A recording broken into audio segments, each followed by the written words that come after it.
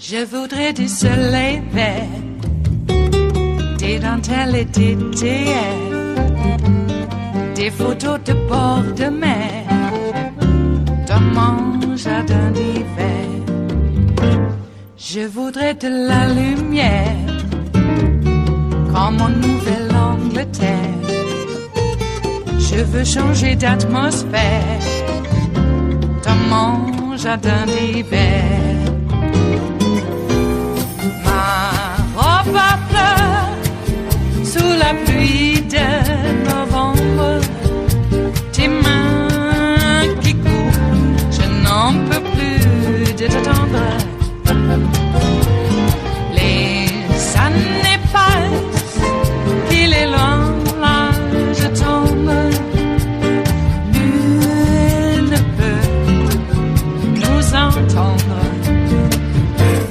Je voudrais du Fred Astaire, revoir un latte. Now, politics is often a grubby business of name-calling, backstabbing and buffoonery, but even by those standards, Parliament hit a new low last week. You might remember during a Senate debate, Senator David Lyonhelm called out across the chamber to Senator Sarah Hanson-Young for her to, quote, stop shagging men. That was during a debate about protecting women in the form of pepper spray and tasers. Senator Hanson-Young later went up to Senator Lyonhelm and asked him if he said what she thought he had. He confirmed that he had told her to stop shagging men, and he also told her to F off. Senator Lyonhelm doesn't dispute her version of events, but in media interviews afterwards, he didn't apologise and he went further, airing more rumours about the senator. He's been roundly condemned for that, but he's not backing down. I spoke to him a short time ago. Senator David Lyonhelm, welcome to 7:30. Thank you. Senator Sarah Hanson-Young has engaged lawyers ahead of a potential defamation action for you and others, we understand. Would you like to take this opportunity to withdraw those comments you made and apologise for them? No, bring it on. Why not? Why won't you withdraw them? Because the point I was trying to make is valid. I'm on very solid ground, very legitimate. I am opposed to misandry, just as I'm opposed to misogyny, and I'm also entitled to call out double standards. So arguing on the one hand that all men are evil, the enemy, rapists, sexual predators, and then on the other hand, having normal relationships with men obviously is contradictory, and I can call it out. So give me the quote from Senator Sarah Hanson-Young where she said any of those things that you just mentioned there, all men are rapists and the like. Where's the quote? I was there, it wasn't caught on Hansard. I was in the chamber, it was in the context of a great deal of back chat going on. I understand, Senator, that you actually can't really recall exactly what it was that she said. I can recall the context. It was in the context of a self-defence motion. It was in the context of a 1-minute statement by Senator Janet Rice to the effect that men are collectively responsible for the violence.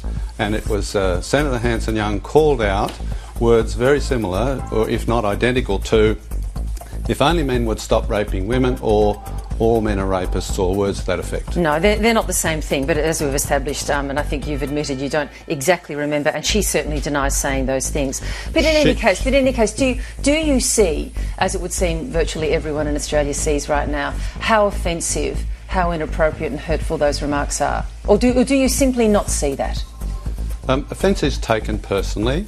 Misandry is offensive, and I take offence at that. We'll leave misandry to one side. No, let's not take it to one side. No, because we're dealing with something that actually happened in the Senate. Yes, do you accept that those comments that you made were inappropriate to be made to a woman and in the Senate chamber? No. So how is it that you can sit here and say that, but I imagine if that comment was made to any woman in your family, I should imagine you'd take a very different view, wouldn't you? No woman in my family would accuse all men of being sexual predators. And neither did Senator Sarah Hanson-Young. You certainly can't produce that quote, and she certainly denies it. So you believe her and you're calling me a liar. Thank you very much. No, I'm saying that you actually can't remember. You've said that you can't exactly remember what she said. And do I have and to... you've given me words to the effect that range across a number of different scenarios. Do I have to remember every word precisely for it to be true? In order to justify a pretty strong comment, yeah, I reckon you do. No, I don't reckon I don't. I've ever wondered if you've ever paused to reflect on why you sometimes have such a reflex to get so personal and frankly bitchy when women take you on. Have you ever stopped and wondered about that? I don't accept the premise of your question. Let me tell you what it's based on. It's based on the comments that you made to Senator Sarah Hanson-Young. It's made on comments that you made to an elderly woman once who criticised you, and you told her to, quote, go away and stop proving you're a bimbo. I'd say those two examples constitute a reflex to get pretty bitchy with women. Why do you think that is? Well, let me put it this way. When I am accused of something, such as being a sexual predator, along with all the other men in Australia... I'm going to jump in there. I don't think anyone accused you of that, but go on. Yes, no. Well, you weren't there, I was. When people, irrespective of their age, irrespective of their gender, write obnoxious emails to me, and the woman who wrote that did, I feel that I'm perfectly entitled to respond. I guess Australia will form its own view on that. Time is tight, so we'll have to leave it there. Senator, thank you. Thank you. It is Wednesday, the 4th of July. Happy birthday, America, of 2018. And you are in West Coast Cookbook and Speakeasy. I am your chef de cuisine, Justice Putnam, and our daily special is even more especially special on Independence Day because it is Smothered Benedict Wednesdays. Get it? Not just egg dish with a bunch of hollandaise. Well, special hollandaise. But just an acknowledgement that, government, church, state, church, maybe you want to keep them separate a little bit, huh? One rules the other. Is that how it works? I don't know. Apparently there's a religious test to get onto the Supreme Court. Trump could not pass it, but he's there making the decision because he's the decider. He is. Oh my gosh. Even on Independence Day, the news just keeps coming. It looks like 9 ex-military were convicted for the 1973 murder of Chilean folk singer Victor Jara. Yes, a great hero of mine, and I was devastated when he was murdered back in the day. But, some of the great poets of the 20th century were too. Exactly. I mean, we could look at Franco and what he did. Yes, we can. Let alone what happened in other European theaters. Interesting.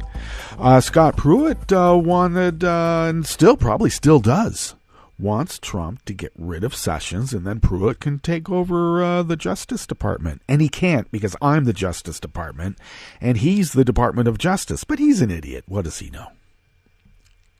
I'm telling you, I really ought to start charging him a royalty. I mean, Trump would. Look at his branded BS. All right. Oh, that's what I learned. We're no longer people. We're brands. All right? Don't destroy your brand.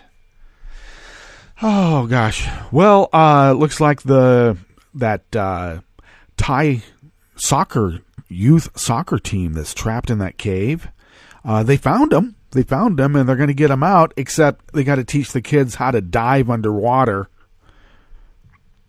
So it's not over yet, poor kids. Okay, well, they seem happy, but, they're kids. Kids are resilient. I think that maybe given, maybe they've already done those contests where you get in the pool and push off the side and hold your breath and see how many times you can go back and forth on one breath, which is pretty tough when you're pushing off the side. You actually exert more pressure than if you kicked once and then, did a scissors kick even to propel yourself underwater. How do I know? Well, scientific evidence proves it to be so. Personal scientific experimentation, indeed. Well, maybe we ought to get on with... There's so much news. Once again, I had to put a cap to it. if you're going to curate something, you can't keep thinking, well, I'm going to add another dish. Nope. You have so much room on the plate, and you fill it up and you make it artistic and good, and it smells wonderful and tasty too. Oh, and hopefully it is sustenance that sustains. Indeed. Well, that was at the top. Don't you wish that we had a media that would actually take on its extremists in the political class? Boy, the Australians know how to do it. They really do.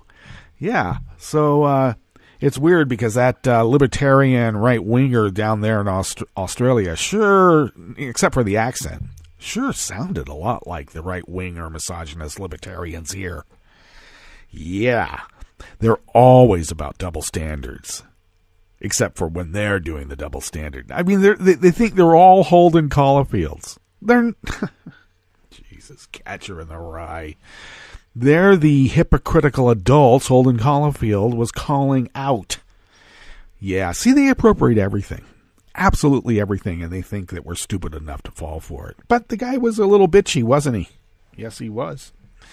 On the rest of the menu in the Bistro Cafe part of the West Coast Cookbook and Speakeasy, Smothered Benedict Wednesdays. Will no one rid me of this priest? Well, we'll try. Texas ranchers on the border say Trump's talk of an illegal boarding crossing crisis is exaggerated. Well, yeah, it is. Yeah, I had this discussion just a few days ago where I asked, do you think, people in my area here, do you think that we have an increase in crime right now? They go, oh yeah, absolutely, absolutely. I go, well, actually, crime is down. Where did you hear that, FBI? And you know what was the first thing out of their mouths? The FBI lies. You can't trust the FBI. And they're all like Law and Order types. And now, the FBI, because, they're going after their great saint. Their living saint, by the way. Which is really weird, because isn't this exactly what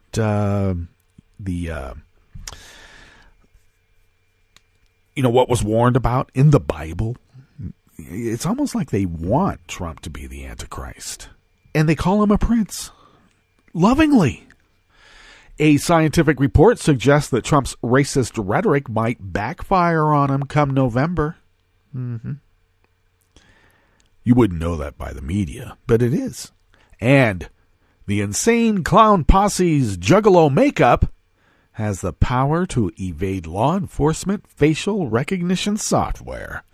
So, if you want to go to a demonstration and not get recognized, or rob a bank.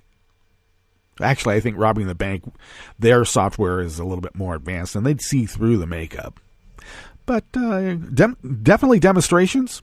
Maybe you want to go as an insane Clown Posse Juggalo person. Yeah, no one will notice you. Gee. After the break, we move to the chef's table, where Angela Merkel, what is up? She capitulated to the far right in a European anti-immigrant backlash. Huh, interesting. And every year, right-wingers think the Declaration of Independence was written by an enemy of the people. Every year. All that and more on West Coast Cookbook and Speakeasy. Bon appetit.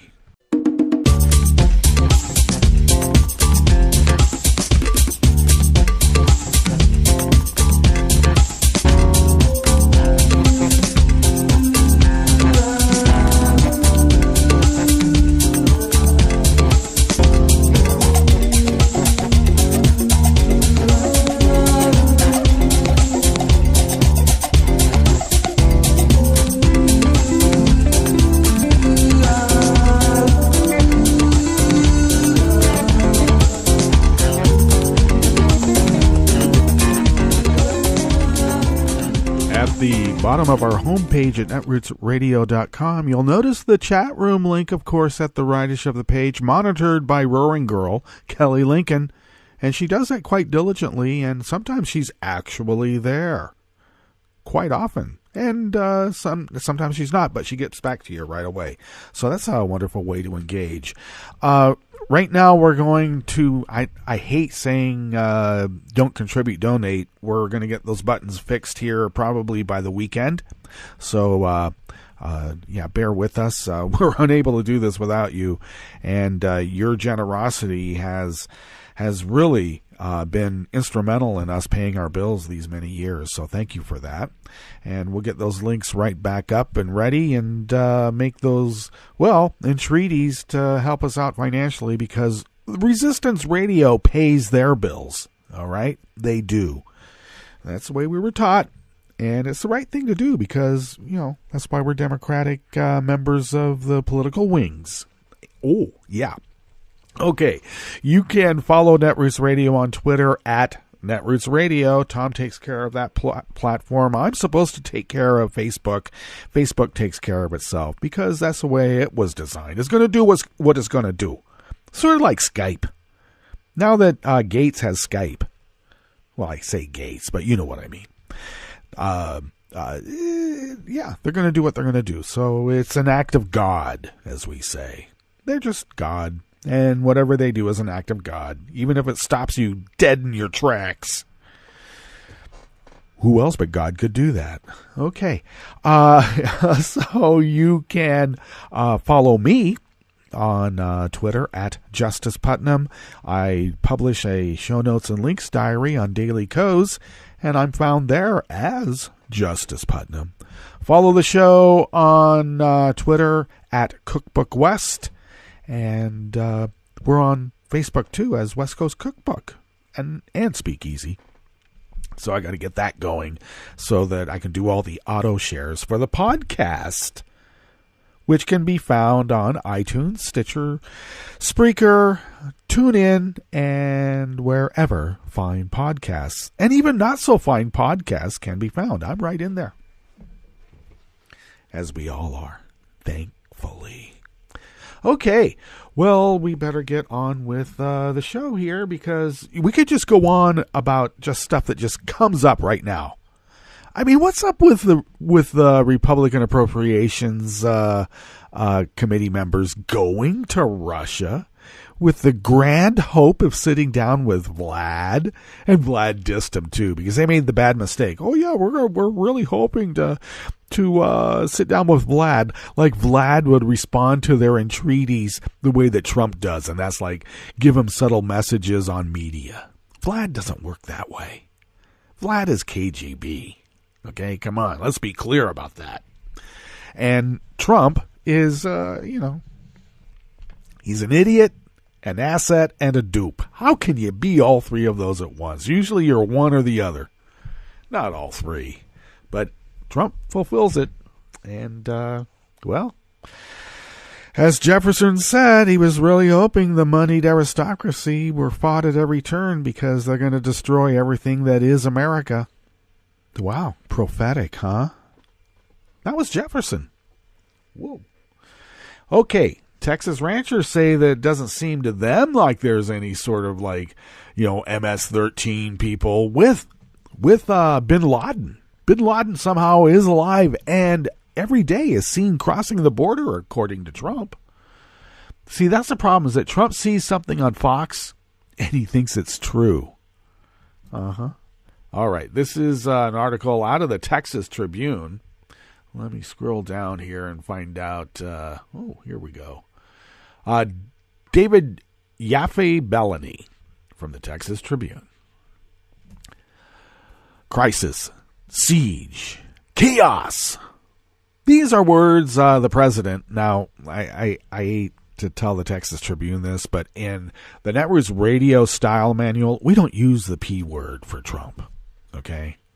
We refer to him not as the president, but as, Donald Trump. Or Donnie Two Scoops. That's a term of endearment, too. Okay. Crisis, siege, and chaos. Those are the words Trump and some of his supporters have used to describe the situation at the U.S. southern border, where every day migrants illegally cross into the country from Mexico.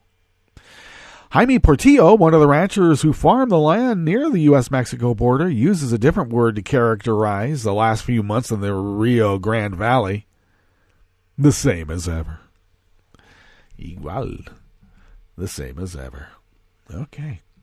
The people living on the old military highway, which stretches for 100 miles along the border fence from Brownsville to Rio Grande City, the Trump administration's portrait of a dangerous frontier rocked by increasing numbers of illegal crossings feels kind of foreign. Politicians kind of exaggerate the whole thing, said Arnaldo Frias Sr., 85, a retired school teacher who lives down the road from Portillo outside of Brownsville. Or do they call it Portillo? They want to see action, you know. There's not so much around here. Yeah, it's like sleepy. Like most of those border towns along the Texas-Mexico border are. They used to have a little bit of business.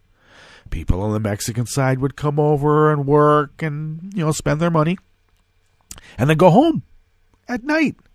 And people on the American side would go over to the Mexican side and spend their money. And then come home. It was great. Everybody benefited. Well, Portillo and Farias are among the ranchers, truck salesmen, and retirees who live on Old Military Highway. Many of these border residents have farmed land along the fence for decades, working on ranches their parents owned before them. And their parents owned before them. They lead peaceful lives that only occasionally intersect with the undocumented immigrants crossing the border from Mexico. On hot summer days, they mow their lawns and repair machinery, take care of ailing relatives, and sip coffee at local convenience stores. Don't do that. Come on, go to the diner. The convenience store coffee sucks. What they don't do, many of them say, is worry about a crisis at the border. Really. As he sat in his orange lawnmower one afternoon this week, Portillo, age 67, said he was saddened to see children separated from their parents as a result of the Trump administration's zero-tolerance policy, in which immigration authorities refer all adults who enter the country illegally for prosecution. First of all, I know this is Texas, okay? And this is the Texas Tribune. They're not crossing illegally. Can we stop with that term? It's not illegal. Especially since it's only a civil infraction. Still is only a civil infraction. But even then, we're supposed to believe there's like truckloads of like MS-13 people stacked, containers high. Oh my God, no. And they're all coming to kill us in our sleep. And then the little babies that are coming too are little programmed MS-13 automatons are going to grow up to be adult MS-13 killers. You just know they are. Well, things are fine, these ranchers, truck drivers, salesmen, and retirees say, who live along Old Military Highway. Things are very fine, unless you don't live here. Then we're just another shithole country.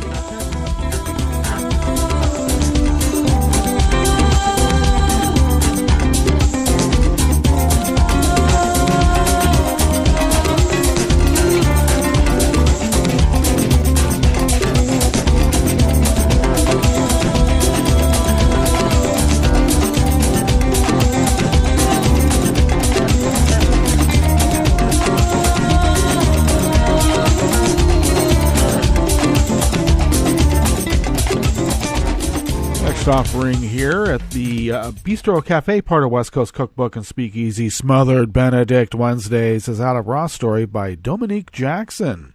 A new study reveals that Donald Trump might be biting his own tail when it comes to his overtly racist behavior. According to the Washington Post, debates about whether or not Trump's immigration stance contributed to his 2016 win is consistently discussed and researched. However, research scientists Howard Levine and Wendy Ron from the University of Minnesota released a report that claims Trump's harsh language towards immigrants may not be as beneficial as one thinks. Mr. Trump consistently propounded a view of immigrants as criminals and miscreants, not to mention a cause of unemployment and wage stagnation among native-born citizens. As president, he has continued to use dehumanizing language in reference to immigrants, words like vermin, infest, and animals, the study released by the New York Times states. Trump's immigration agenda has dominated headlines in recent weeks as the horrific aftermath of his zero-tolerance policy unfolded. The Trumpified immigration debate might actually hurt Trump and Republicans more than it does Democrats right now, the Post reported. The problem lies when Trump wants to focus his midterm election on the immigration issue, since the majority of white America does not agree with his stance, and this plan could backfire on him. Trump's immigration agenda and attacks on Democrats on the issue, of course, are heavily bound up with his racism, as 3 years of his public and private statements have confirmed, and Trump wants to make the midterms about his immigration agenda in the belief that it will juice turnout among the Trump base, the Washington Post said, and the study concluded Trump's racism and xenophobia hurt more than they help.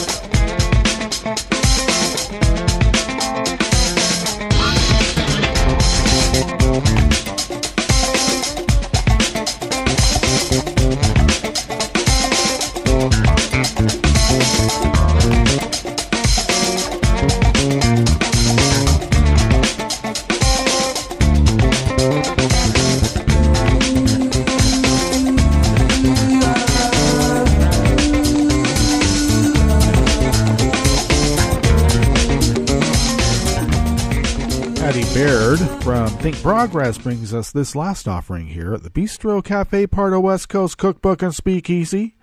Maybe the insane Clown Posse isn't your thing, but if you're headed to a protest anytime soon, you might want to consider that familiar black and white makeup. 2 years ago, a Georgetown law report found that half of all American adults are recorded in police facial recognition databases. The databases are, according to the report, made up of overwhelmingly non-criminal entities, that's a quote, and are built on state driver's licenses, passports, and visa applications, giving the government the ability to track more than 117 million adults using unregulated software. Wow. But what about Hillary's emails, you may ask? In 2016, the ACLU told The Guardian that police in Maryland were using the software to identify protesters from photos, and that the database is essentially racist as it relies on mugshots that are disproportionately taken of people of color that remain in the system even if the people in the photos were not charged. And a study from last year found that increasingly intelligent software is even learning how to identify protesters who wear hats and scarves to cover their faces. The software identifies key parts of a face and makes estimates so the software can recreate a covered face. 2 months ago, the ACLU of Northern California also revealed Amazon was effectively giving away facial recognition software to law enforcement, sparking concern among civil rights groups and Amazon employees. And let's see. So this is where the Juggalos come in.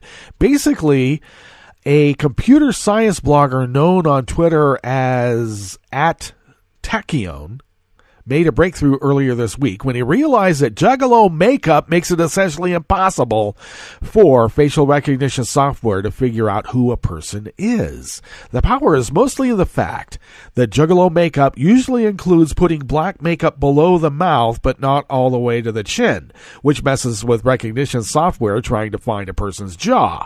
Of course, one imagines facial recognition software might just start recognizing a face in consistent Juggalo makeup, but as @Tachyon noted, many Juggalos make small changes to the style, and Juggalos only wear their makeup for special occasions. So Juggalo makeup won't trick, say, Apple's Face ID, which relies on depth perception rather than visual light, but for law enforcement software that works from, as Atakion explained it, contrast levels on normal facial landmarks, Juggalo makeup will do the trick. So, yes, maybe Insane Clown Posse isn't your thing. But if you're planning to take to the streets and protest, and you're worried about police crackdowns on protected demonstrations, it might be time to learn a little about the Juggalos. All right, let's get to our break. Of course, our break, and we'll come back and we'll go through weather from around the world. Even though it's the 4th of July, we're doing the world. Okay, and of course we'll finish up with the stories that we have curated for you today. You are in West Coast Cookbook and Speakeasy, and we will be right back. You are listening to netrootsradio.com. Please hang up and try again.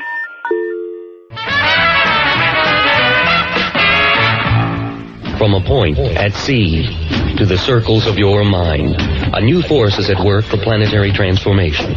New radio for a new Earth.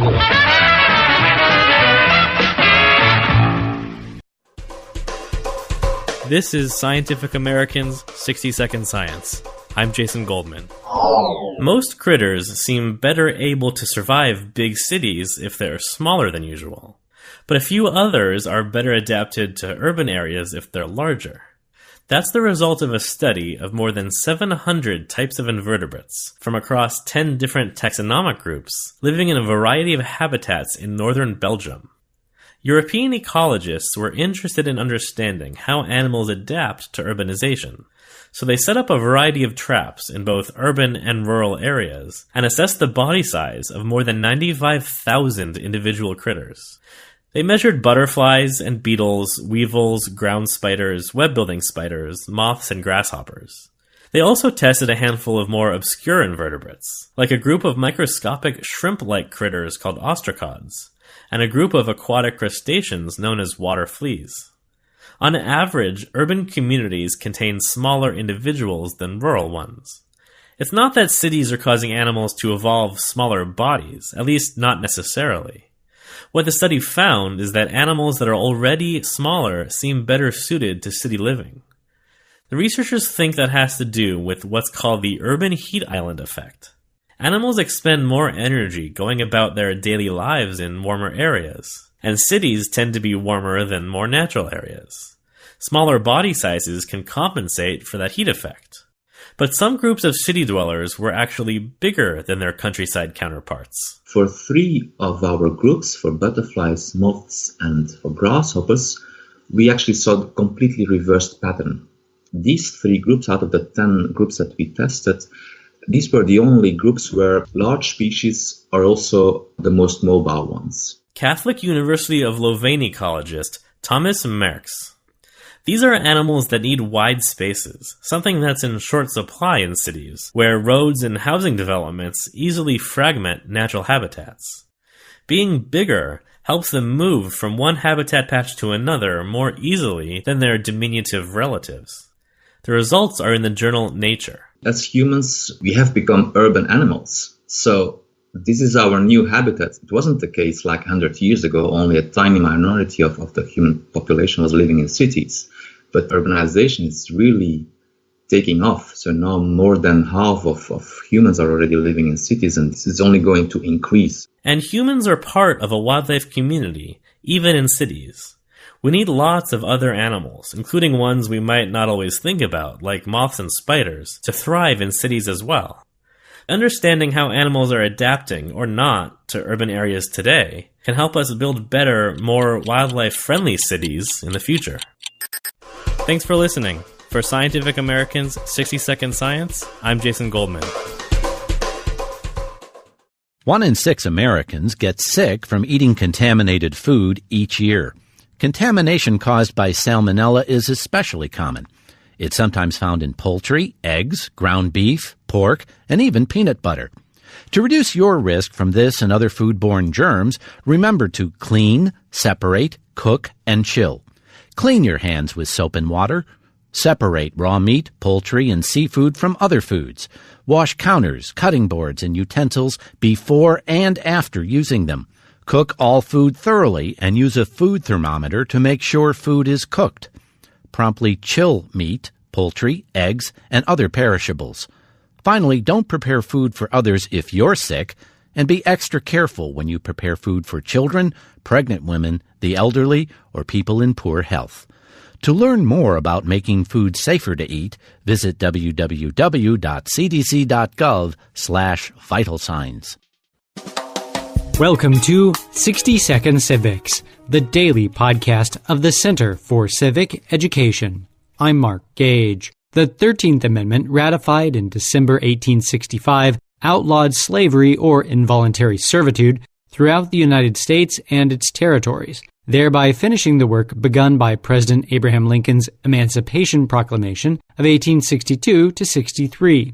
The Emancipation Proclamation abolished slavery in the states that were members of the Confederacy, but not elsewhere. The 13th Amendment said nothing about citizenship and equal civil rights for the former slaves, especially their right to vote. These matters were later taken up by the 14th Amendment in 1868 and the 15th Amendment in 1870. The 14th Amendment granted full citizenship to African Americans. The 15th Amendment guaranteed the right to vote to men regardless of their race, color, or previous condition of servitude. That's all for today's podcast, 60 Second Civics, where civic education only takes a minute.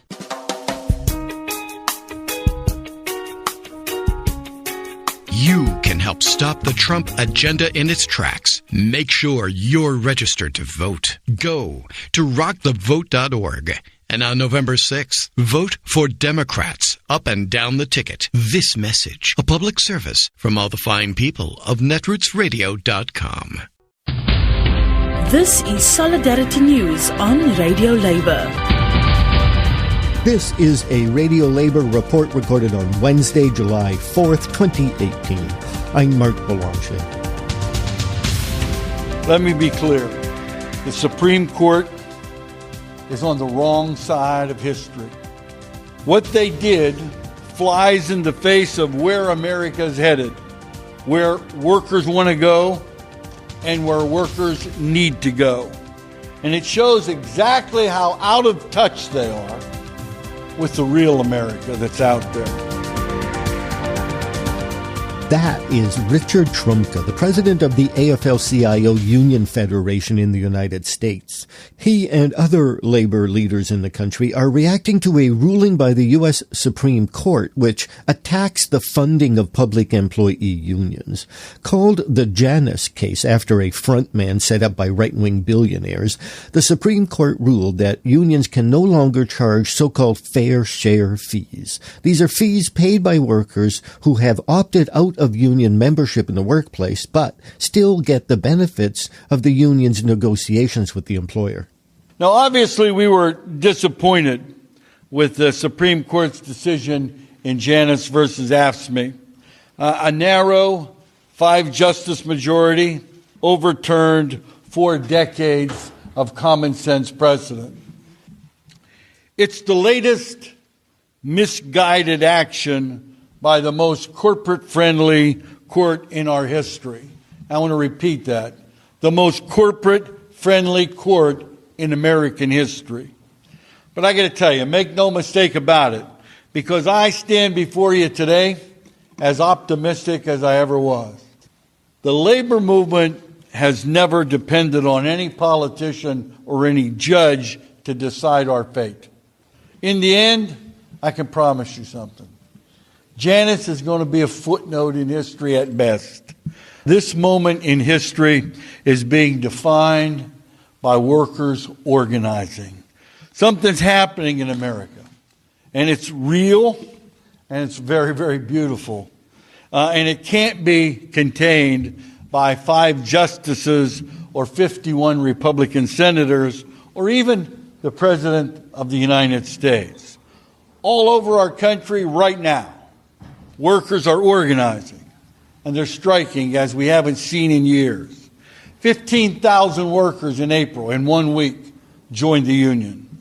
And that's on top of the 262,000 new members who joined our ranks last year. And the optimistic, to be even more optimistic, 75% of them were under the age of 35. And despite the fact that too many of our labor laws have been written to undermine the freedom to organize. Now, new research from MIT shows a 50% increase in the number of non-union workers who would vote to join a union tomorrow if given the opportunity. Tens of millions of workers are ready to experience the transformational power of collective bargaining. Let me be clear. The Supreme Court is on the wrong side of history. What they did flies in the face of where America is headed, where workers want to go and where workers need to go. And it shows exactly how out of touch they are with the real America that's out there. Janus or no Janus, workers are demanding a voice. We're standing up and we're speaking out for a better life. We're demanding a fair share of the wealth that we help create. We're marching and we're organizing and we're bargaining. And we simply will not allow a corporate-controlled Supreme Court to stop us from doing our job.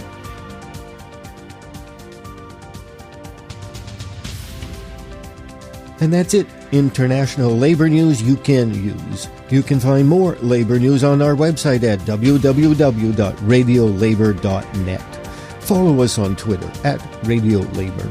I'm Mark Belanger. Thank you for listening. And remember, it's all about global solidarity.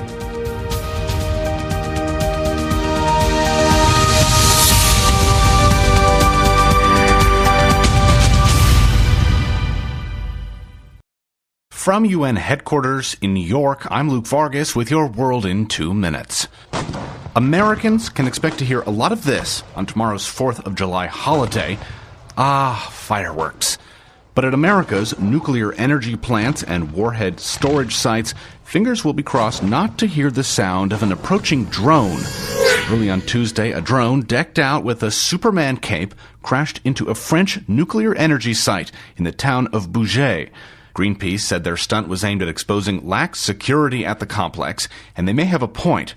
Greenpeace activists in Sweden made a similar point in 2012 by using ladders to scale the perimeter walls of a nuclear plant, as police barely batted an eye. They are isolated incidents, but it kind of brings into the larger question of nuclear security, right? What are we doing to mitigate, to reduce the risk of nuclear and radiological terrorism? Dr. Sarah Kuches-Fahani is a senior policy analyst at the Center for Arms Control and Non-Proliferation in Washington. Yes, these incidents happen. But on the whole, the nuclear weapons countries, the countries that have nuclear energy programs, I do think they do a pretty good job in kind of maintaining the safety and security of their weapons materials. In the United States, Kuches-Fahani says one possible area of concern is the safety of radiological materials in the public space, particularly in hospitals. For instance, cesium-137, used mainly in blood irradiators, which if it fell into the wrong hands could be used in a radiological dispersal device. But on the whole, she says, security incidents at American nuclear sites, as when an 83-year-old nun broke into a nuclear weapons complex in Tennessee in 2013, have seen America's already secure sites locked down even more in recent years. Not to say that since then security has been abundantly improved. Security has always been very, very tight here in the United States. Luke Vargas, the United Nations.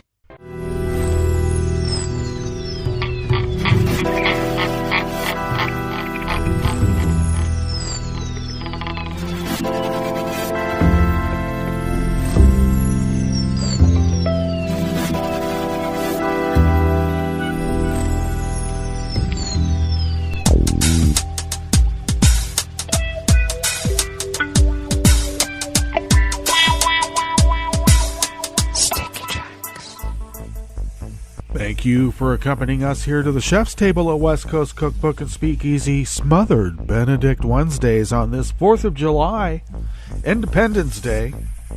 Hey, I guess Independence Day weekend started last weekend and goes through this coming weekend. Wow. That's what happens when it comes on when Independence Day is on Wednesday. Alrighty, so weather from around the world always begins along the banks of the Rogue River in the Rogue River Valley of southern Oregon on the west coast of the continental United States of America, where it is currently 61 degrees. We are going to be a tad warmer.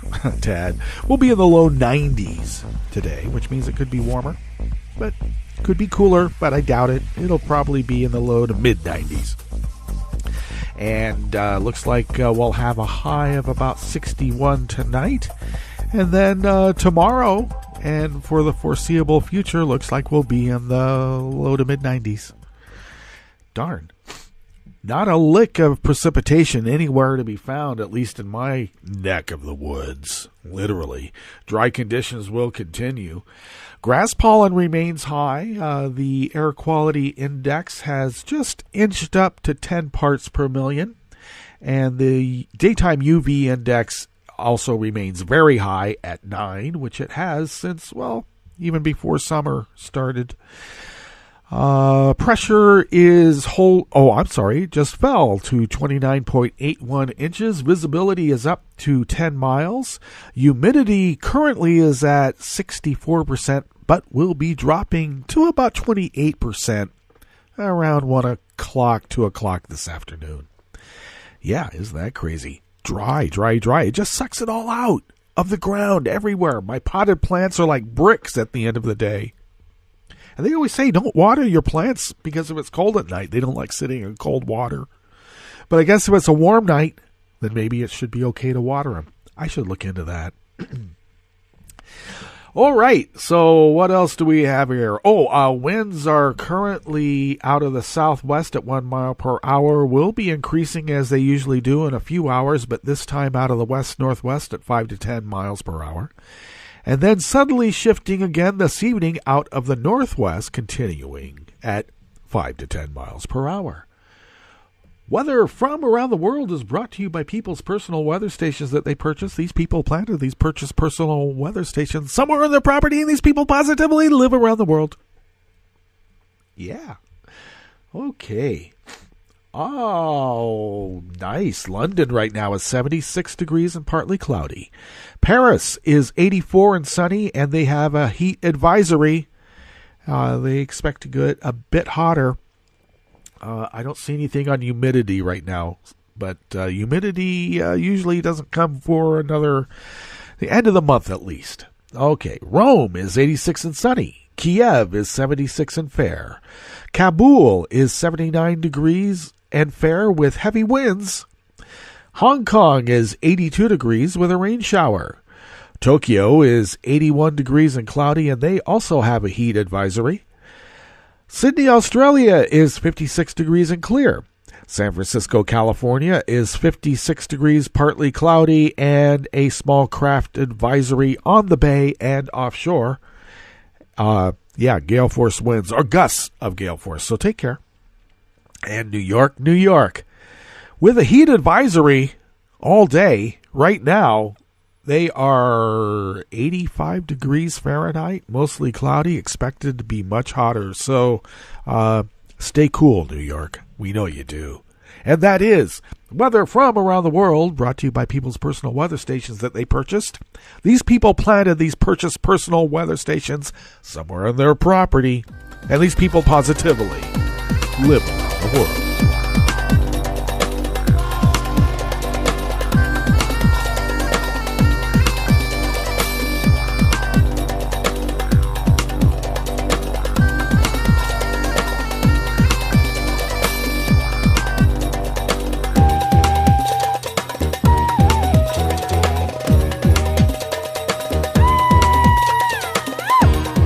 This first article is out of Think Progress by Luke Barnes. Here on the 4th of July in West Coast Cookbook and Speakeasy.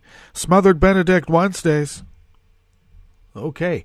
Well, it looks like several European governments have now adopted legislation extremely hostile to immigrant communities.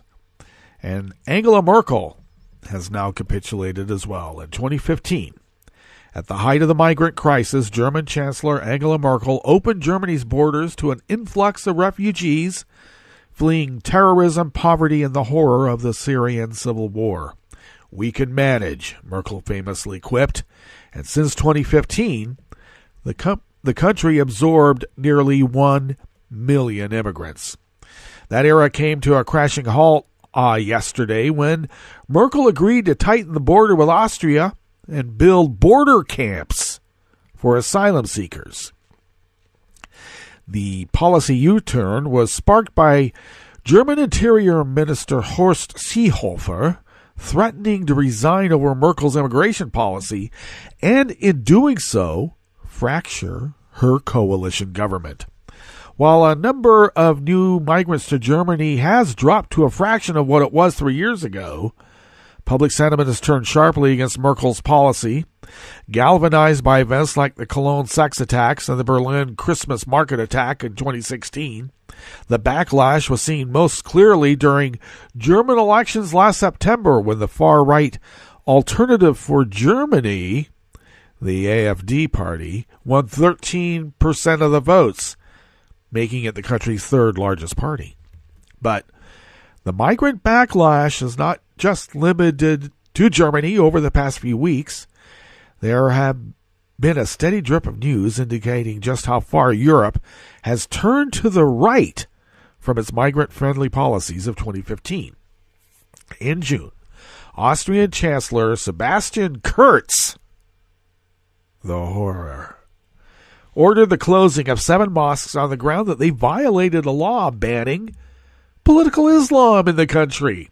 Kurz, who is virulently anti-immigration, has sought to forge alliances with Hungary's autocratic strongman Viktor Orban, said that, quote, radicalization and political Islam have no place in our country. Meanwhile, Scandinavian countries have also introduced policies targeting migrant communities.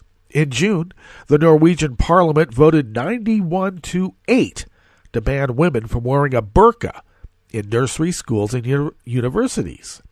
The Conservative Progress Party, which is part of Norway's governing coalition and has called for tighter immigration policies, welcomed the vote.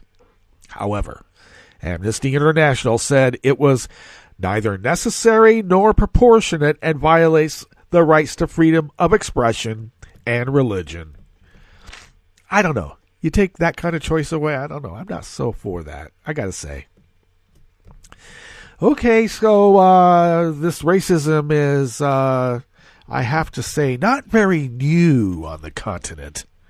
But the idea of this neo-pogrom that they are instituting is quite frightening. I should also mention that these camps for migrants are going to be built so that they hold 1.5 million people. 1.5 million.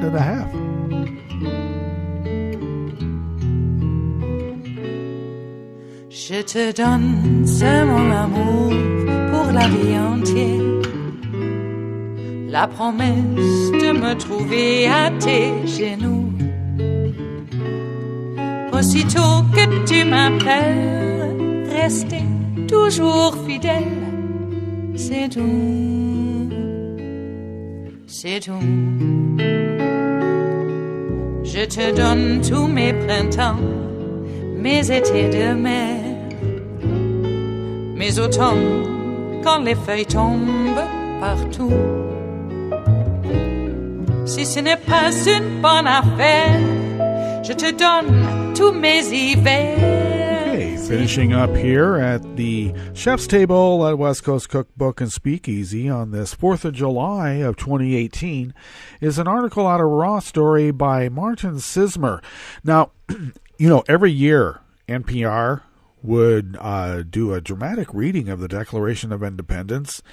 And normally, I mean, they'd get a few complaints, and generally it was, you know, so minimal, it hardly was worth a mention. But since Trump has become the leader of the free world, well, I wouldn't say he's the leader of the free world. That's Angela Merkel for now. Oh, I don't know. Maybe it's Justin Trudeau. Regardless, when Trump became what he is today, the outrage directed towards the Declaration of Independence has only increased.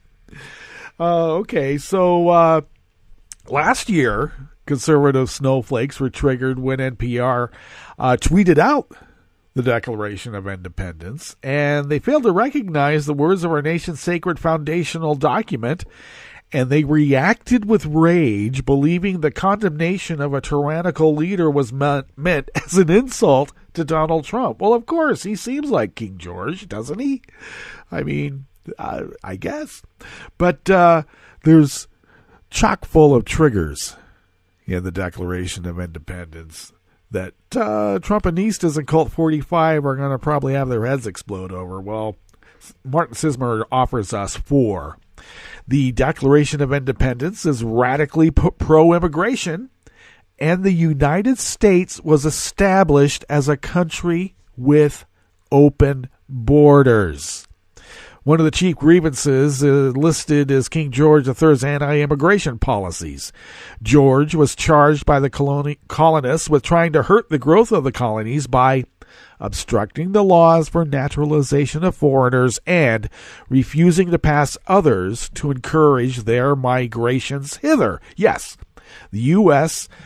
That our founding fathers envisioned had fully open borders, and it wasn't until a century later that the U.S. established any law restricting immigration. And only in 1875 did Republicans enact a racist immigration law called the Page Act. The Declaration of Independence is radically pro-free trade. You can imagine them weeping today because the men who signed the Declaration of Independence strongly opposed tariffs and trade wars, rebelling against the king for cutting off our trade with all parts of the world. And I guess you can see why they would be pretty pissed off today. The Declaration convinced people to riot in the streets and rip down historic statues. Before independence, many American cities had statues of the King of England or other British elites. But when the document was publicly read in cities like New York, people reacted by rioting and ripping down statues of the king. Well, they tore down the statues, believing they were symbols of an oppressive government. And from the very birth of the U.S., our nation has valued the destruction of symbols of our oppression, even in a riot. Well, not now. And the Declaration of Independence is anti-military. It is common to hear the 4th of July treated as yet another day dedicated to American soldiers. Well, the people who signed the document were rabidly opposed to standing armies and unnecessary military excursions. Why? The king was charged with transporting large armies of foreign mercenaries to complete the works of death, desolation, and tyranny. This is a quote by the people who wrote the Declaration of Independence in the Declaration. And already begun with circumstances of cruelty and perfidy scarcely paralleled in the most barbarous ages and totally unworthy the head of a civilized nation. No wonder they're confusing Trump with King George. Interesting, eh? All right, well, that brings us to the end of our broadcast period on this holiday. And a great holy day it is, since we're honoring the Declaration of Independence. I don't know. It was handed down by, the mind of men through the hand of the chaos of the universe. And we put order to it, thankfully. All right. Well, we're going to visit with you tomorrow for Metro Shrimp and Grits Thursdays. And Netroots Radio will still have breaking news throughout the day. There's going to be some of our live feeds that won't be so live. They'll have best ofs. But breaking news will break throughout the day, so stay tuned to Netroots Radio. And we will visit with you tomorrow in West Coast Cookbook and Speakeasy. Bon appetit.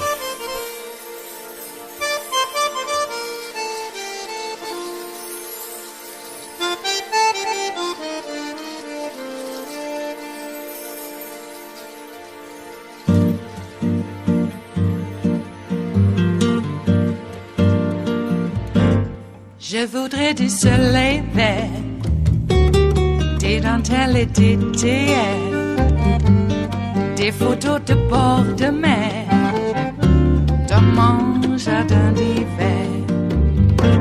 Je voudrais de la lumière, comme en Nouvelle-Angleterre. Je veux changer d'atmosphère dans mon jardin d'hiver. Ma robe à fleurs sous la pluie de novembre. Tes mains qui courent, je n'en peux plus de t'attendre. Les années passent, qu'il est loin, là je tombe. Nul ne peut nous entendre. Je voudrais du Fred Astaire, revoir un latte Goël. Je voudrais toujours te plaire dans mon jardin d'hiver. Je veux déjeuner par terre, comme au long de golfe clair. T'embrasser les yeux ouverts dans mon jardin d'hiver. Ma robe à fleurs sous la pluie de novembre. Tes mains qui courent, je n'en peux plus de t'attendre. Les années passent, il est loin, là je tombe. Nul ne peut nous entendre. Ba-da-da-dum-di-da-dum, ba-da-da-dum-di-da-dum, ba-da-da-dum-di-da-dum, dans mon jardin d'hiver. Ba-da-da-dum-di-da-dum, ba-da-da-dum-di-da-dum, ba-da-da-dum-di-da-dum, dans mon jardin d'hiver. Dans mon jardin d'hiver, dans mon jardin d'hiver.